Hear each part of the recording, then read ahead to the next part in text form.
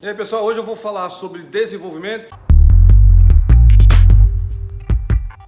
No vídeo aula passado, da semana passada, a gente falou sobre o Prêmio Nobel de Economia, né, para o pessoal dos Randomized Trials, que é o pessoal que fica fazendo experimentos lá, como eu disse, na trincheira para ver o que funciona para levar a criança finalmente para a escola, para vacinação, etc. De uma maneira mais ampla, e a minha crítica entre aspas, né, os caras do Prêmio Nobel desenvolveram uma área nova, super importante para saber o que funciona, né, de fato, na área de combate à pobreza, mas crítica no sentido de que, olha, isso aí não é o que vai tornar o Quênia uma Coreia, né, e a Coreia já foi o Quênia, então tem alguma coisa que fez com que a Coreia virasse o Quênia. Ou a China era paupérrima até 30 anos atrás.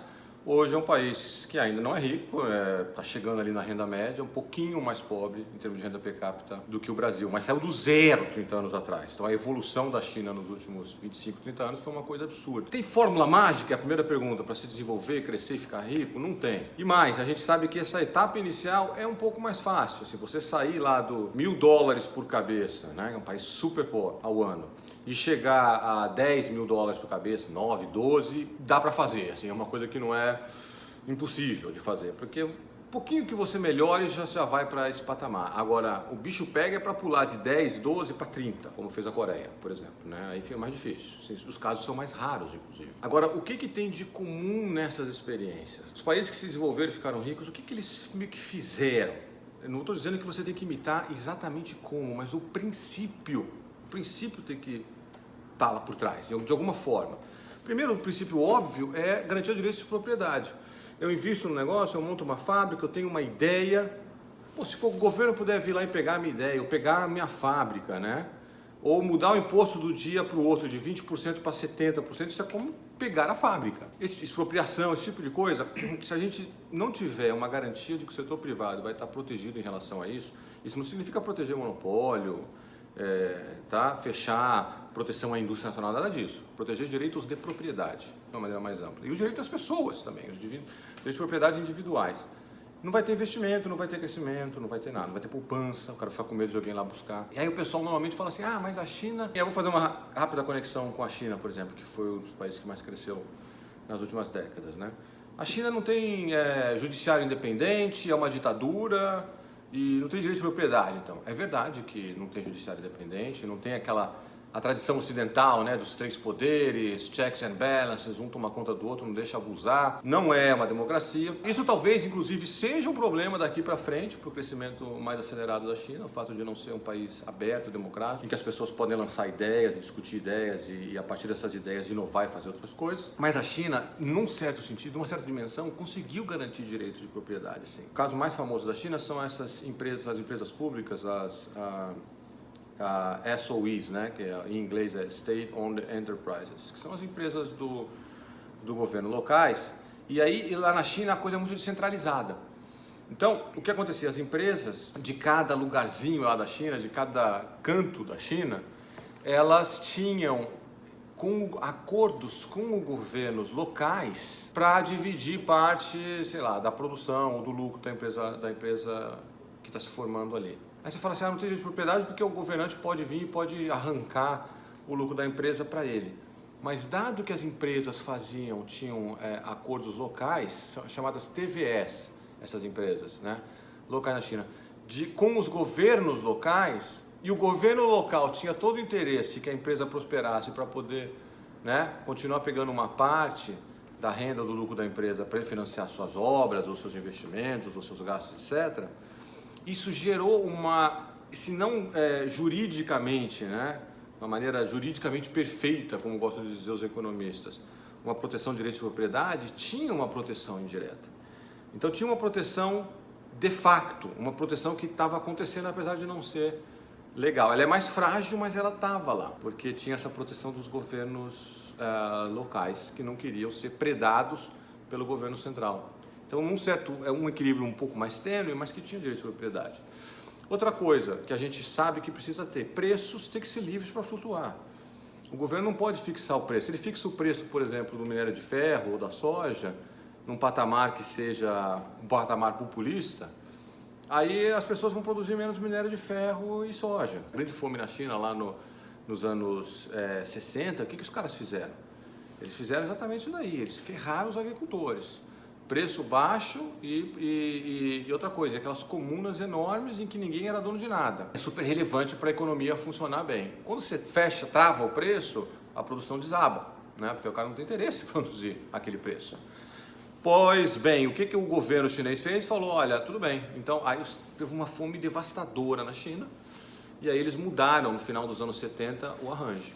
Então, no final dos anos 70, eles introduziram a propriedade. Então, você é o seu agricultor, esse lote de terra agora não é mais essa comuna de 200 negros aqui, é sua. E o que você produzir acima de tanto, você vende ao preço de mercado e fica para você. Bombou incentivos. Aí a produção cresceu rapidamente, eu não tenho o número na cabeça certinho, mas foi uma coisa do tipo, em 5 anos, triplicou a produção de alimentos na China e acabou, não teve mais fome. Então, é o tal do capitalismo, né, o marvado, não sei o quê. Sistema de mercado, na verdade, como gostamos de dizer os economistas, entregando os incentivos suficientes, os incentivos para as pessoas produzirem, e aí ninguém passou fome mais. Um exemplo clássico, né, de como incentivos de mercado são importantes para combater pobreza, fome e para gerar desenvolvimento. Então, essa é uma outra coisa importante. Terceira coisa importante é investimento em capital humano. As pessoas, assim, a sociedade tem que conseguir se organizar, o sistema político, para falar, olha, precisamos investir na educação das pessoas e na saúde das pessoas, em cuidar bem das pessoas. Porque capital físico, que nem o Brasil fez nos anos 70, faz uma opção de estrada, faz hidrelétrica, faz não sei o que lá e abandona o capital humano. Não adianta lá eu ter uma hidrelétrica enorme que vai produzir para quem? Né? Não adianta eu importar máquinas super novas, com tecnologias de ponta e tal, se a pessoa que vai operar a máquina não sabe ler direito. Né? O analfabeto funcional no Brasil, 30%, o cara ele não consegue interpretar uma frase, meu Deus. Por quê? Porque a escola é péssima. Investir em capital humano é crucial. O problema é que o resultado começa a vir bem mais lá na frente. E aí, para o político, de uma maneira geral, é uma coisa que não interessa tanto. Ele quer os resultados imediatos. Né? Você constrói uma estrada, você está vendo a estrada lá melhorar e tudo.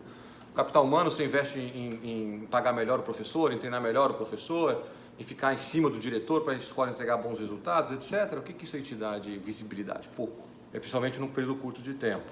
Então é difícil. Agora, esse é o terceiro ingrediente absolutamente crucial para essas economias que se desenvolveram bastante. E a China fez muito isso, tá?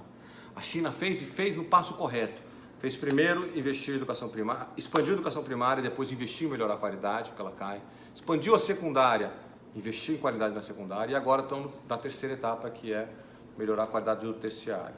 Né? Estão muito à frente da gente nisso daí.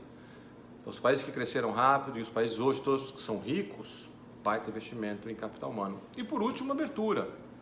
Abertura econômica é fundamental para gerar competição, fundamental para as empresas domésticas do setor de bens e de serviços sentirem a pressão da competição externa e produzirem a menos custo coisas que são mais eficientes. Ou se não tem como fazer isso, essa empresa desaparece e a gente vai fazer uma outra coisa.